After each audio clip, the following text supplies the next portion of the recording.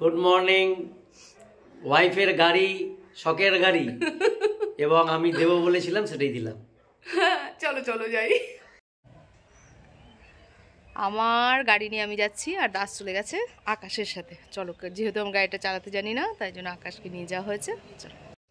তো গাড়িটা কিনতে গেছিলাম আমরা পাশের বাড়ি আকাশ, এবারও এইচএস দেবে। তো ওদের দাদা রয়েছে প্রচুর গাড়ি ওদের বাড়িতে, মানে ওকে শিখিয়ে দিয়েছে গাড়িগুলো। তো খুব খুশি, দিদিকেও গাড়ি শেখাবে। যাই হোক, চলে গেলাম। এই অ্যাভেঞ্জারটা কিনেছি, এটা পড়েছে অনেকটা দামই পড়ে গেল। তো যাই হোক, একটা এনফিল্ড কিনবো বলেই ইচ্ছা আমার অনেক ছিল, সেই ইচ্ছাটা পূর্ণ হলো না।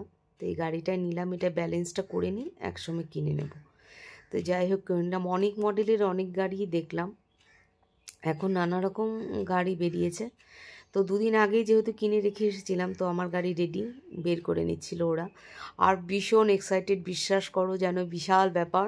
কারণ আমাকে এতদিন বাইক চালাতে দেওয়া হয়নি, আমি পড়ে যাব বলে। অ্যাট লাস্ট আমার বর একটা সাহস দেখিয়ে গাড়ি কিনেই দিয়েছে যে তুমি পড়বে না, তুমি চালাও।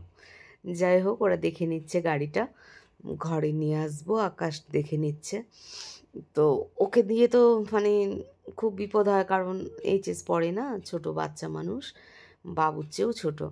তো ওর পড়া থাকে, সব থাকে। তো এই দিন সানডে, ওই জন্য আমরা সিদ্ধান্ত নিয়েছিলাম গাড়িটা নিয়ে আসবো। তো ভীষণ ভীষণ এক্সাইটেড। তারপরে গোলবাজারে আমি অ্যাপেল, কমলা লেবু, আমার খুশি হলে আমি ফল খাই। আমি অনেক কিছুই নিজের জীবনে চেঞ্জ করে ফেলেছি।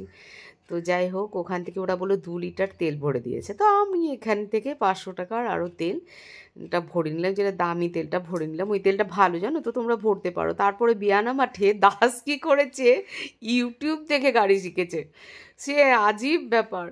যে আমাকেও অনেকদিন বলেছে যে তুমি ইউটিউব থেকে শিখতে পারবে। আমি বলি, ধ্যাত, নিজের হাতে শেখা আর ইউটিউবে শেখা সে সম্ভব?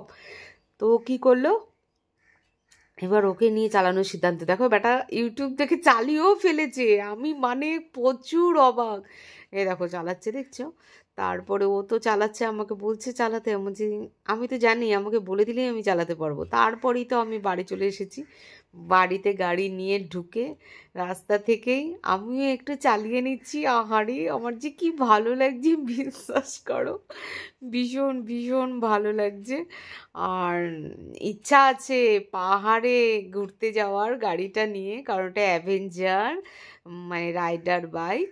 তো এগুলো পাহাড়ে খুব ভালো, মানে চড়তে ভালো। মাইলেজটা 40 বলছে, আমার তো মনে হয় না মাইলেজটা 40 দেবে, তাছাড়াও কম হতে পারে। তো যাই হোক, আমার গাড়িটা কেনা হয়ে গেছে, আমার উইশ পূর্ণ হয়ে গেছে, এতেই অনেক বড় কথা। আমি কোনোদিন বাইক চালাইনি, তো একটুই চালালাম। দাস তো প্রচুর স্মার্ট বেরিয়েছে, দাস তো ইউটিউবে শিখে গেছে। এখন কটা বাজে জানো? এসব আনন্দ করে গাড়ি চালিয়ে দুপুরে একটা, এমন কোনো ব্যাপার না, বিকালবেলা নিয়ে নিয়ে গাড়িটা শিখে নেবো। তার জন্য এই যে ফিশ রোল কিনে এনেছি, খাচ্ছি। আর রোববার একদিন ছুটি থাকে তো ওর, তো সামান স্পেশাল ডে। তো ও যাচ্ছে জেরক্স করতে, ছেলের কাল আবার ছেলে চলে যাবে। তাই আমার ব্লগগুলো দেখার অনুরোধ রইল।